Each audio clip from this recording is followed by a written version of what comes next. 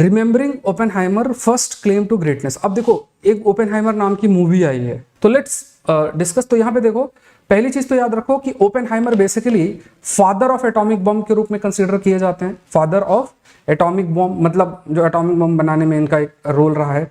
Plus इसके अलावा इन्होंने जो ब्लैक होल है उसके बारे में भी कई प्रकार की जो स्टडी है वो की है। तो ब्लैक होल के बारे में मतलब कि इट्स रियल फिजिकल पॉसिबिलिटी, इस पर चर्चा की है। तो ये दो लेवल पे इन्होंने कार्य किया, एक तो एटॉमिक बम और दूसरा जो है ब्लैक होल के बारे में इन्होंने हाईलाइट किया गया। अब यहाँ पे कहा गया कि जब वर्ल्ड वॉर टू आया था, मतलब जो वर्ल्ड वॉर 2 हुआ था, तो इन्होंने जो ओपेनहाइमर है इन्होंने प्रयास किया एटॉमिक बम। एक प्रोजेक्ट था जिसका नाम मैनहट्टन प्रोजेक्ट था 1942 का, उस पर इन्वॉल्व हुए एटॉमिक बम बनाने के लिए सारा इन्होंने जो है कार्य किया। तो ये सब एक दो पॉइंट्स ये भी आपको पता जो है होना चाहिए। प्लस इसके ऊपर जो साइंस है उसको हम लोग समझते हैं, एक एक करके जो साइंस है उसको समझते हैं। अब यहाँ पे देखो बाकी चीज़ें तो ठीक है, बट इसकी जो साइंस है that we have to understand. देखो पहली चीज़ आप ये समझो कि देयर आर टू कंसेप्ट्स। जब भी हम स्टडी करते हैं तो there are two concept. One is एक हम कहते हैं दैट इज एक है फिजन, और दूसरी तरफ दूसरा जो होता है वो फ्यूजन। ये दो चीजें होती हैं। और फिजन में जैसे मान लो यहाँ पे न्यूक्लियर फिजन रिएक्शन और न्यूक्लियर फ्यूजन रिएक्शन। जैसे मान लो अगर हाइड्रोजन बॉम्ब है, जो हाइड्रोजन बॉम्ब होता है, हाइड्रोजन बॉम्ब, उसमें ये वाला न्यूक्लियर फ्यूजन इस्तेमाल होता है। इट मीन्स हाइड्रोजन कंबाइन होके ये हीलियम बनाते हैं। जैसे ये सेम न्यूक्लियर रिएक्शन आपका होता है सूरज के अंदर, सन जो है उसके अंदर, ये किसी भी स्टार में ये होता है जिसके माध्यम से एनर्जी प्रोड्यूस होती है। एनर्जी इज प्रोड्यूस्ड, जिसके माध्यम से जो एनर्जी है that energy is basically produce आपकी होती है। लेकिन when you talk about the fission में क्या होगा, एक न्यूक्लियस है, अब उसका क्या होगा, मान लो इससे एक न्यूट्रॉन टकराया, अब ये क्या है, ये दो में ब्रेक हो जाएगा, तो जैसे मान लो ये H है और ये स्मॉल H1 और H2 में डिवाइड हो गया, H1 या H2 में डिवाइड हो गया। अब क्या होगा कि जैसे मान लो इसमें सिंपल सा जो फॉर्मूला होता है कि मतलब सिंपल सी पॉइंट आपको ये समझना है कि जैसे मान लो ये है न्यूट्रॉन टकराया, न्यूट्रॉन जो है वो टकराया, ये टकराने के बाद क्या होगा, ये बड़ा न्यूक्लियस दो में बट गया। अब इसका और इनके मास में डिफरेंस होता है।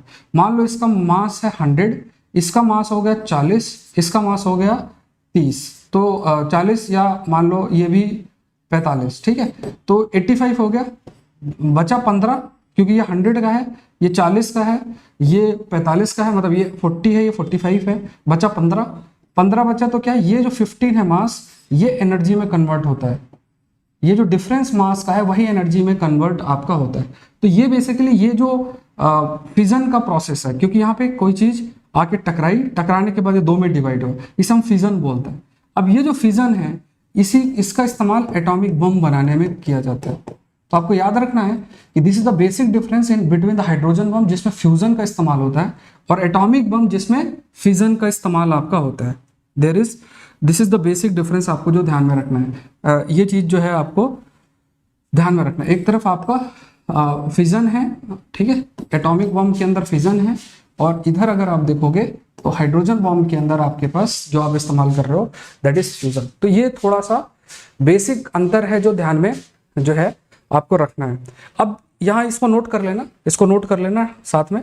अब देखो यहाँ पे क्या है कि जो इट मीन्स कि जब भी न्यूक्लियर फिजन होगा,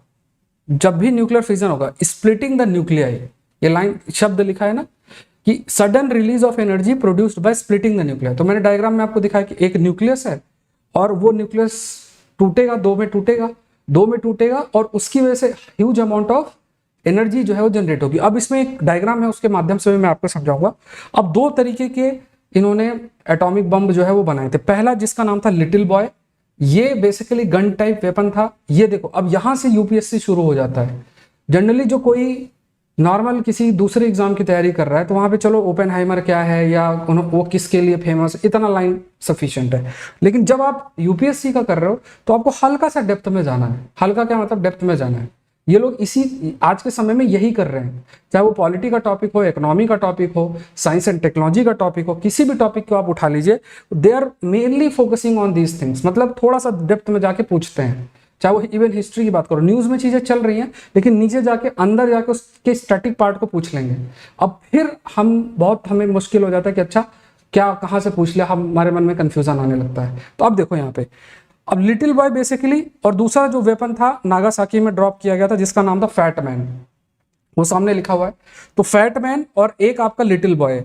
लिटिल बॉय और जो फैट मैन है ये क्या है, ये बेसिकली दोनों अगर देखा जाए तो दोनों एटॉमिक बॉम्ब हैं। एटॉमिक बॉम्ब का मतलब क्या हुआ कि ये न्यूक्लियर फ्यूजन के जो न्यूक्लियर फ्यूजन प्रोसेस रिएक्शन उस पर बेस्ड है। लेकिन इसमें भी दो टाइप्स हैं। दो टाइप्स देखोगे, एक है गन टाइप, मतलब जो लिटिल बॉय है वो गन टाइप था, और जो आपका नागासाकी में फैटमैन को छोड़ा था, मतलब गिराया था, वो इम्प्लोजन टाइप डिवाइस। आगे डिस्कस करेंगे इसके बारे में।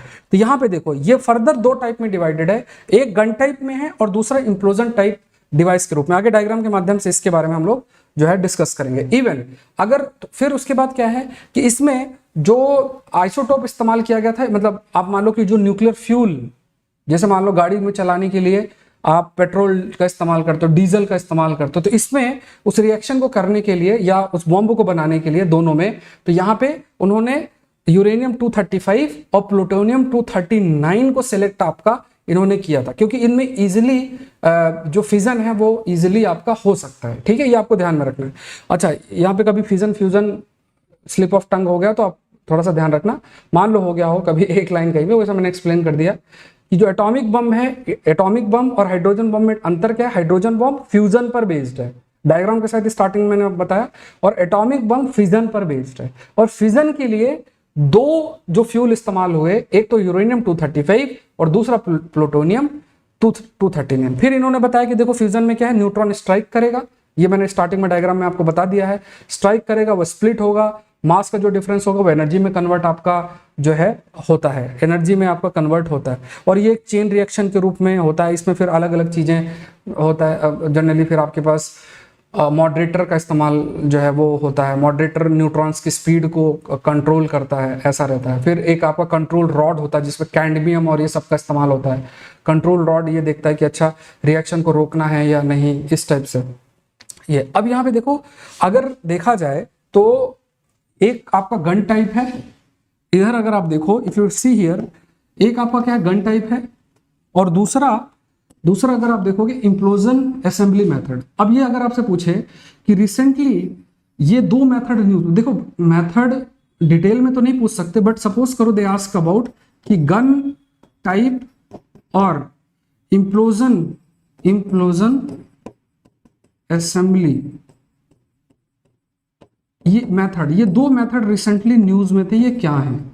सपोज करो आपसे पूछे कि गन टाइप असेंबली मेथड और implosion assembly method recently news में थे, ये क्या है, आपसे बन सकता है, ऑब्वियस है। तो ये दोनों क्या है, एटॉमिक बम बनाने प्लस न्यूक्लियर फिजन जो है उससे रिलेटेड है। बस इतना आपको आइडिया होना चाहिए। अब जनरली होता क्या है, जैसे मान लो ये आप गन टाइप असेंबली मेथड में क्या है कि ये आपका केमिकल एक्सप्लोजन है, यहाँ पे एक्सप्लोजिव होता है। एक्सप्लोजिव के बाद जितनी भी एनर्जी जनरेट होगी इधर की तरफ मूव करेगी, और यहाँ आपका फ्यूल होता है, रिएक्शन स्टार्ट होता है और फिर आपकी एनर्जी प्रोड्यूस होती है। तो ये आपका गन टाइप असेंबली है, जहाँ पे जैसे गन है ना, जैसे एक तरफ यहाँ पे एक्सप्लोजन हुआ और एनर्जी इधर को ऐसे ट्रांसफर होती है।